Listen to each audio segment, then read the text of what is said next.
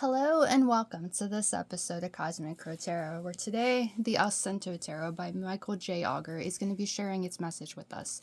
Now this is a 100-card tarot deck. You've got the book right here, and the book is probably going to come in handy for us. You see you've got two different piles right here. I've done an unboxing video, so you've seen this before. We're going to get each of these piles out so we can actually work with them. I think there's about 50, well 50 times 2 is 100. So yeah, there should be about 50 give or take, in one pile or the other. We've got the deck right here. Now, I'm going to shuffle it the way that I shuffle it, so we can really get its energy there. And it's going to take a few minutes longer, I guess, because, instead of 100 or 78, we have 100 cards. So there's 22 in this deck that we've never seen before. And that's what makes it a little bit more complicated. And I'll admit, I'm a little bit nervous about this because, well, the extra cards, am I going to read them correctly and stuff? The more you read tarot, the more you start trusting that intuition, but you still want to say the right thing. You still want to give it the respect that it deserves. And this deck is definitely one that deserves respect. 100 cards, different energies, symbols, and everything. Like, it's one of the most amazing decks ever made. So we're going to try today. We're going to see what it wants to share. And as always, I want to thank the cards, thank my guides for giving this voice to share with all of you, to give us the insight, inspiration, empowerment, or even caution that we need to make our lives exactly what we want them to be. Free will and everything. Our futures are not set in stone. Our futures are up to us to create, and we find that confidence, we find that inspiration, we find that empowerment to believe in our worth, then anything and everything is possible for us. So we're going to do the present future advice reading that I absolutely love doing, and we're going to see what the cards have to share with us today. And as I said, guidebooks are very, very useful, and look how detailed this one is. Yes, we might be using that depending on what cards come up. But hopefully, I can just use my intuition, because that's what matters, right? It's our advice and our intuitions that give us the answers that we seek. The cards have been shuffled. We're going to do one card at a time. So right now, we're just going to pick the present. And it's this guy right here. He just looks a little bit darker. So I'm going to pick him right there. Flip him over, and there we have it. We're already starting out with a card that is not tarot. It's actually a zodiac. It's the crab. And as we know, there's the symbol up there. There it is with the crab itself. This is this card for astrology connected to Cancer. So Cancer is the crab of the zodiac, and Cancer energy, like present, here and now, that is this position. It's showing that empathy, that kindness and compassion that comes with the Cancer sign. This is the mother of the zodiac. Last season that we had at the time of making this video before we hit Leo. So we're looking about June 21st, 22nd to about July 21st, 22nd. And that is the cardinal water sign of the zodiac. And as I said, it's the mother of the zodiac. So it's very much that kindness and compassion that you give to other people, that love that you have, that you want to share with your family and your friends, that loving kindness energy that you put that out there for other people, not necessarily putting it for yourself. That is the energy that I always see with Cancer. The Queen of Cups of the tarot, the Chariot, the 2, 3, and 4 of Cups as well. Those are astrologically connected to Cancer. So we have that energy there of putting that love out there, putting that cup out there to make sure everybody else is fulfilled. But you deserve to be happy too. So this card appearing for the present, the here and now, says you're a very, very kind, compassionate person that is there for everyone, there for, your loved ones and everything. But you need to be there for yourself as well. You need to show that love, kindness, and compassion for yourself just as much as you do for other people. Fight for what you want. Be there for yourself. Astrology connected to Cancer's astrology connected to the Chariot of the major arcana. So it's like having that confidence and that love for yourself to drive yourself forward. Like that crab looks a little bit angry. The more you put yourself out there, the more you're there for other people so much, the more you might lack the energy to be there for yourself as well. It's great to be there for others. It's great to be there, show that love and kindness and compassion to our fellow man. But it's just as important in the game of life to be there for ourselves as well, to have that kindness and compassion for ourselves just as much as we do anybody else. So that crabby energy, when we're kind and compassionate to ourselves, we're not that crabby, right? We're not crabby to other people. But when we don't do that, when we're just constantly putting ourselves out there for other people, that's when that crabbiness can come in, because it's draining our energy. So focus in the here and now, to showing yourself that same kindness and compassion that you'd show somebody else. Have that love and appreciation, that mothering energy for yourself, and show yourself that love and compassion that you deserve. Now let's say that we've shown that love and compassion to ourselves. We found that love and appreciation for who we are. Now, what does the future have in store? Now, the future, as I've said many, many times, is not set in stone. It's always up to chance and change. I can give you an idea of what the future might hold, but it's you. You, the one in that driver's seat. I've shifted all the cards, and the cards just like slid sideways. There we go. You're the one in the driver's seat. You're the one taking control. You're the one that found that love and compassion for yourself. So what does the future have in store? Sagittarius energy. This is a very, very interesting reading, because so far, like I said, there's 22 cards in here that are not in any other tarot deck, and that's what makes it absolutely beautiful, fantastic, and wonderful, because it gives us more energy, more passion, more just to learn from. And there is the centaur shooting for the stars, aiming that arrow towards what they want to achieve. The optimistic fire, mutable fire sign of the zodiac, taking control and moving themselves forward. There's all the fire and everything, that passion driving. And we found that kindness, compassion, and love for ourselves in the here and now. We can find that confidence to shoot for the stars, remain optimistic, even if things don't work out in our favor, even if things don't work out the way we want. The beautiful thing about Sagittarius energy, astrology connected to Jupiter too, that luck and good fortune thing, is that expansion of our minds, that higher knowledge, the willing to learn as we go. Personally, this is my sun sign. It's also my Mercury, my Venus, my Saturn, Uranus, and I think I'm missing one there, but like all of those energies there are all in Sagittarius for me. So that enthusiasm, that excitement that just boils out of me when I'm doing these videos and I'm reading tarot, it just shows, because I'm willing to learn. This was nerve-wracking doing a reading with this deck, and that's why I haven't done it yet on video, because I was nervous about it, because there's so much here, so much that can be learned and ingested.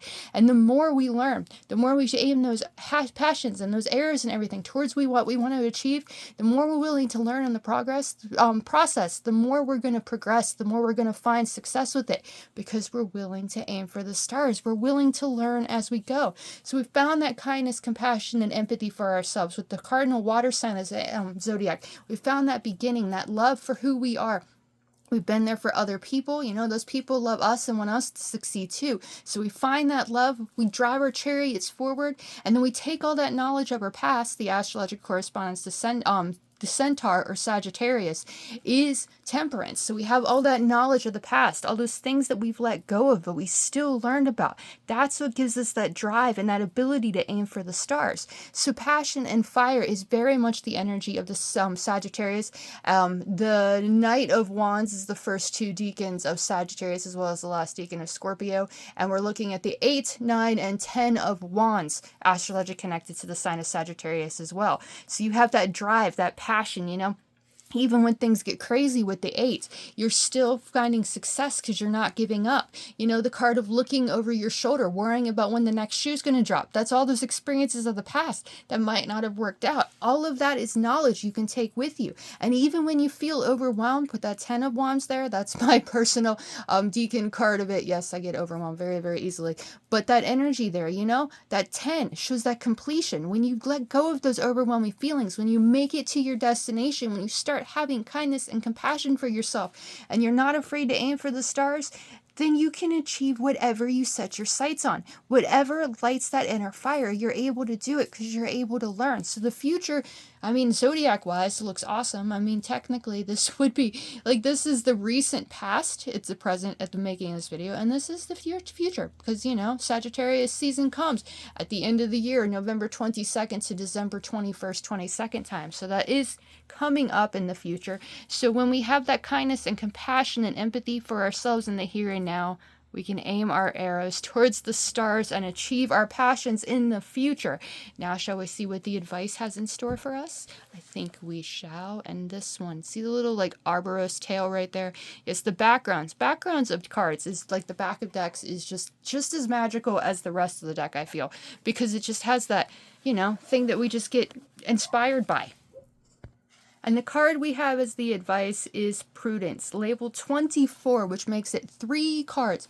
3 cards above the success of the world. Now, these were easy for me because I know a little bit about zodiacs, you know, kindness, compassion, mother of the zodiac, cardinal water sign of the zodiac, so trusting our emotions and ourselves, mutable fire sign of the zodiac with the centaur, you know, being a little bit crazy, letting that inner animal run, as well as letting that thought process and that man within do what we like, focus on it, like that balance, that tempering our doubt and everything, and aiming towards the stars by learning from what we've experienced and learning as we go. Those are easy. But prudence over here, prudence not so easy for me because I've never met it before. And that's the nerve-wracking thing about reading a deck that you've never actually worked with before, that have these new cards and everything. So I hope that by me taking that step and actually doing it for you on this video, if you've got this deck and you've been a little bit worried to work with it, don't be. Try it. Go for it. See what happens.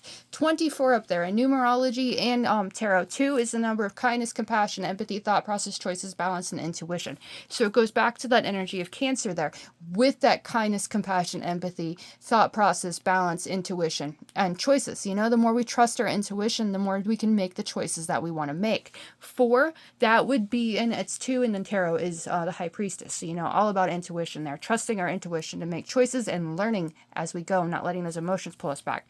4 in the tarot is the Emperor. And numerology is the number of the strong foundation. So when we trust our intuitions, we become those strong foundations. And that 2 and 4 equals 6, the number of lovers and self-reflection. So love yourself. Forgive the past. Learn from those experiences of the past so that you can create a life that you love and enjoy. Just the number experience there, definitely have that to make sense.